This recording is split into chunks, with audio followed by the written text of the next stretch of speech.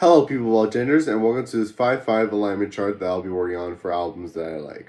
For context, the alignment chart looks like this.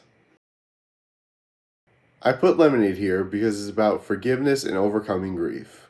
I put this album here because it's about opening up about your mental health. I put this album here because its whole moral is to enjoy life. I put this album here because it's about taking advantage of your life. I put this album here because it's about going against the government. I put this album here because it would be lawful good if it weren't for the sinister vibe that comes from some songs like I'm Out in the Middle of the Cabins and Mad as Rabbits. I put this album here because, like Pretty Odd, it would be lawful good if it weren't for some sad songs as well as Who That Boy. I put this album here due to its aesthetic of innocence and naivety. I put this album here because it's basically an above-average pop-punk album. I put this album here due to its rock and roll sound and chaotic moral aesthetic. I put this album here due to its lyricism and vibes giving off a lawful, foresty aesthetic. I put this album here due to its anti-partying messages. I put this album here because it doesn't have a real grand statement or aesthetic, it just sort of exists.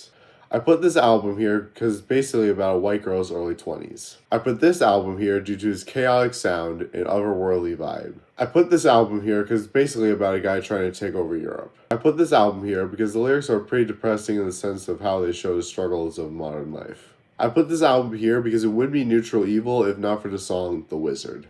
I put this album here because it's basically a bunch of Playboy songs as well as having a murder ballad.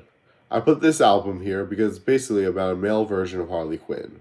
I put this album here because it's all about the government destroying everything. I put this album here because I wouldn't call it more restrained than the other albums on the Wolf trilogy, but I would call it more distinguished.